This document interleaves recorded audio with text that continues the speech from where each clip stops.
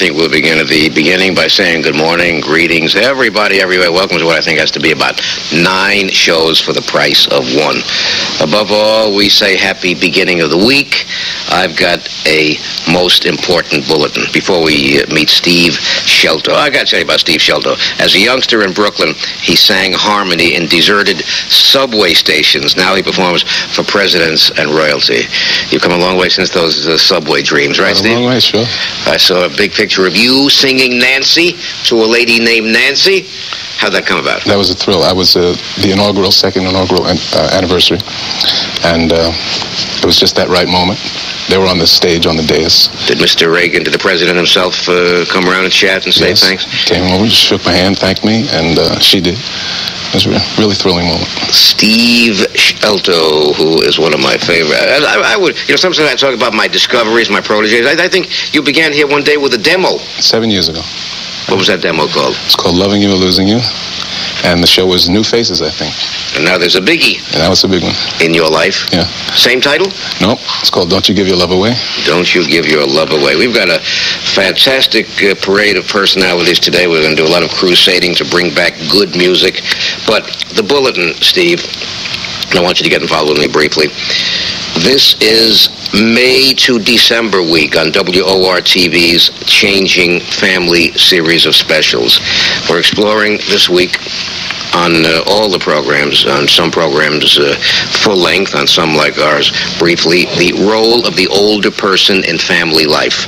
May to December is WOR-TV's final documentary in the Changing Family series, which will air this week, through the week. The role of the older person. Stop.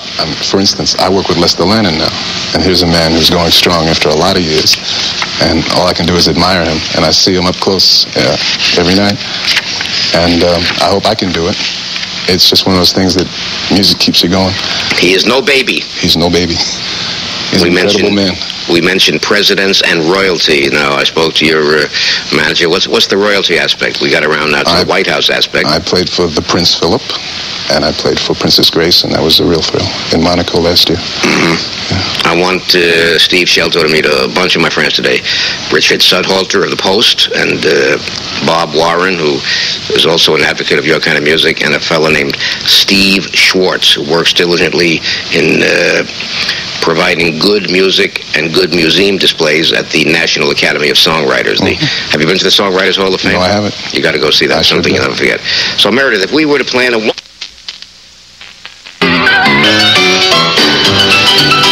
Shelto, you'll be... Record company executives. Will you buy that, Dick? Is it... Lamentably, yes. But I don't know how, I don't think any of us knows how the message gets through the executive doors beyond the secretaries and receptionists, that it's not enough anymore to record rock and roll and to record... Oh, Steve Shelto, who's got a big click. Steve, what's your feeling on some of these older musicians? Do you think that it's nice to give them a little bit of... I'm still working with them, so I know how they play, how they feel. It's a pleasure to work with them. And my father steeped me in that tradition of the old tunes. I know them. I know a lot of them. Well, if you work with Lester Lannon, you're working alongside a lot of wonderful musicians who Absolutely. have a lot of experience on the belt. I did 5 hours on the air about a year ago with Sonny Greer, Duke Ellinger's man. When he passed away, Dick, I was just shattered. I loved him. Well, there was a tradition unto it. TV. Well, I forget that our subject matter is musical idiom. What quality of music would be seen? Good conjecture, Mr. Sudhalter? I think so. It's kind of like when people ask me what would Bix Beiderbecke have done had he lived. One problem is that today the recording industry, it eats up material so fast and throws it out. I mean, a song is around for a month or 2 months and it's gone. Steve, I think that there's something very special about that. I think that the more people do and the more people write and the more that product gets eaten up, the more product gets written. I think that is a point, especially given, for example, the craft of songwriting. Phenomenon. Steve Shelto, who's got a hit record all over again. And Steve Shelto, as we sort of hinted, was discovered right here on this program, on this desk, on this couch, right? That's it. Steve, we're proud of our proteges.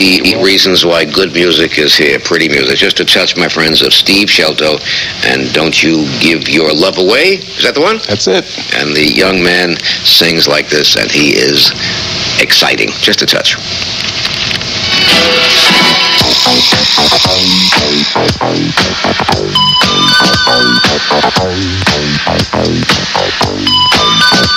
this is my lady. She don't be giving up to nobody. No one.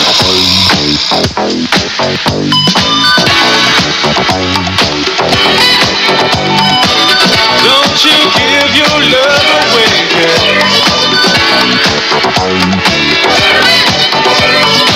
It's mine, it's mine.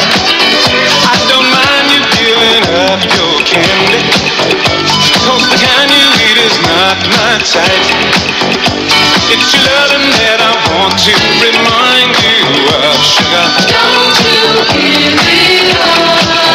I don't mind you sharing good conversation, 'cause nothing can be pressed in a word.